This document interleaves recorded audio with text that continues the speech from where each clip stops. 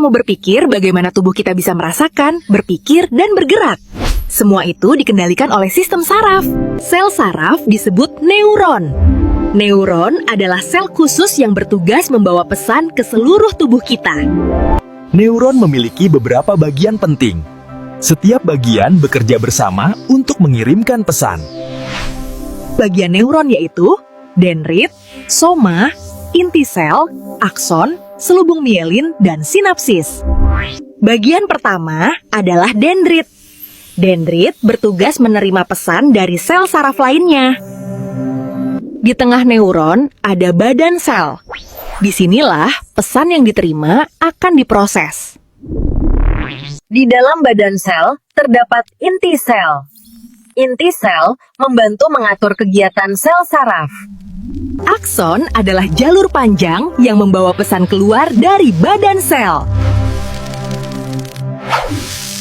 Selubung mielin membantu pesan saraf bergerak lebih cepat di sepanjang akson. Di ujung akson terdapat terminal akson. Bagian ini mengirimkan pesan ke sel saraf berikutnya. Pesan saraf berpindah melalui celah kecil yang disebut sinapsis. Pesan saraf bergerak dari dendrit ke badan sel, lalu melalui akson menuju sel berikutnya. Sekarang kamu sudah tahu bagian-bagian sel saraf dan fungsinya. Sel saraf membantu tubuh kita berpikir, merasakan, dan bergerak. Nah, selanjutnya itu potensial aksi. Ada depolarisasi, repolarisasi, dan perambatan potensial aksi. Depolarisasi adalah ketika ada rangsangan saluran Na terbuka, sehingga Na masuk ke dalam sel. Muatan di dalam sel menjadi lebih positif. Nah, lalu yang kedua yaitu repolarisasi. Saluran Na tertutup dan saluran kalium terbuka. Kalium keluar dari sel, mengembalikan muatan dalam sel menjadi negatif. Lalu yang ketiga yaitu perlambatan potensial aksi. Nah, proses ini merambat sepanjang akson seperti efek domino pada saraf Bermelin, impuls dari satu nodus ke nodus yang lainnya atau ke nodus berikutnya. Selanjutnya yaitu mekanisme sinyal listrik pada otot atau neuromuscular junction. Sinyal listrik berpindah dari saraf ke otot melalui celah sinapsis. Nah, yang pertama, impuls mencapai terminal akson saraf motorik. Lalu yang kedua, neurotransmitter dilepaskan ke celah sinapsis. Asetilkolin berkaitan dengan reseptor di otot, memicu potensial aksi di membran otot. Hal ini menyebabkan pelepasan kalium yang memicu kontraksi otot. Nah, selanjutnya itu mekanisme sinyal listrik pada jantung. Jantung bersifat otomatis, artinya ia bisa memicu listriknya sendiri. Nah, sinyal dimulai dari nodus SA, lalu sinyal menyebar ke atrium, sinyal melewati nodus AV, lalu ke berkashis dan serabut Purkinje. Sinyal mencapai vertikel dan terjadi kontraksi vertikal. Nah, selanjutnya yaitu faktor yang mempengaruhi laju kelistrikan saraf. Nah, yang pertama yaitu diameter akson. Diameter akson semakin besar, maka semakin rendah hambatan listriknya, sehingga laju impuls semakin cepat. Lalu yang kedua yaitu selubung myelin. Adanya myelin mempercepat laju impuls melalui mekanisme konduksi saltatori. Lalu yang ketiga yaitu suhu. Peningkatan suhu dalam batas fisiologis meningkatkan energi kinetik ion, sehingga mempercepat pembukaan saluran ion dan laju konduksi. Nah, skema mekanismenya, kita menerima rangsangan lalu dirasakan oleh indera karena adanya saraf sensorik, lalu ke sumsum tulang belakang, lalu ke saraf motorik, lalu ke efektor otot atau kelenjar, lalu menimbulkan respon. Nah, jadi sistem saraf sangat penting untuk mengordinasikan semua yang dilakukan tubuh, mulai dari berpikir dan merasakan hingga bergerak.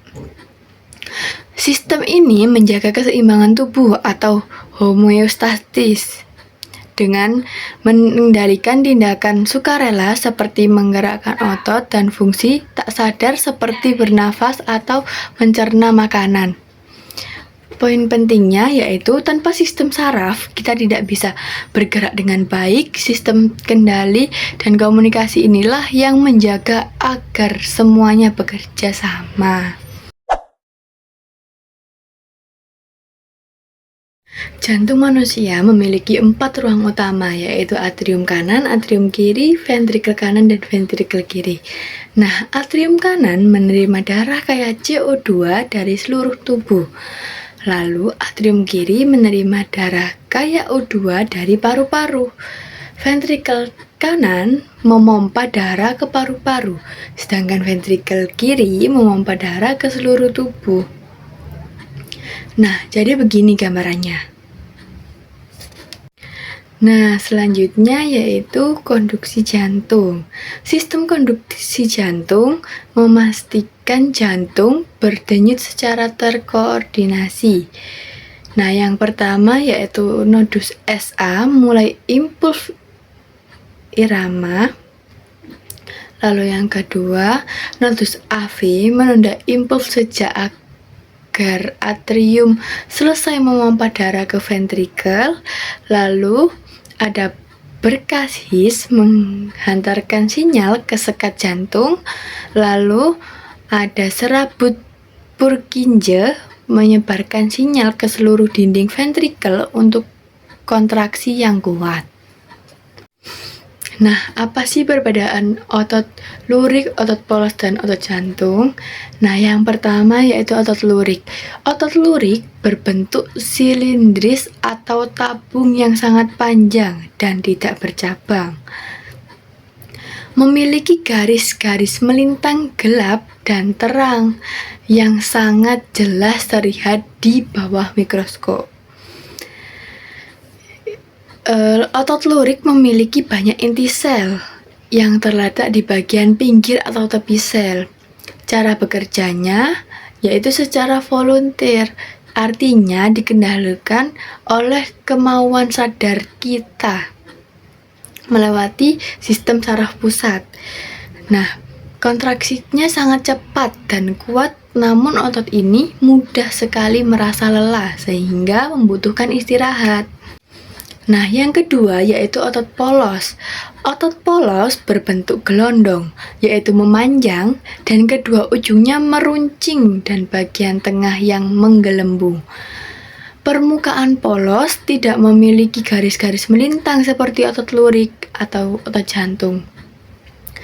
Nah, otot polos hanya memiliki satu inti sel yang terletak di tengah-tengah sel. Cara kerjanya yaitu involunteer, artinya bekerja secara otomatis tanpa perlu kita perintah. Nah, kontraksinya lambat namun sangat stabil dan tidak mudah lelah. Otot ini bisa bekerja terus-menerus dalam waktu yang lama, misalnya pada saluran pencernaan. Nah, lalu yang ketiga yaitu otot jantung.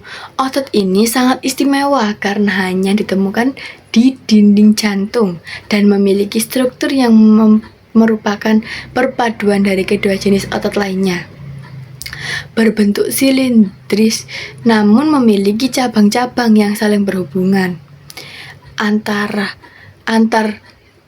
sel dihubungkan oleh sekat yang disebut diskus interkalaris.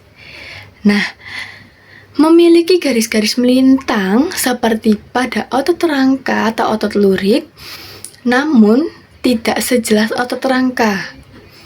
Memiliki satu atau dua inti sel yang terletak di tengah-tengah sel. Bekerjanya secara involunteer. jantung memompa darah secara ritmis tanpa kita sadari. Memiliki ketahanan yang luar biasa karena dia bekerja dengan ritme yang teratur untuk memompa darah ke seluruh tubuh.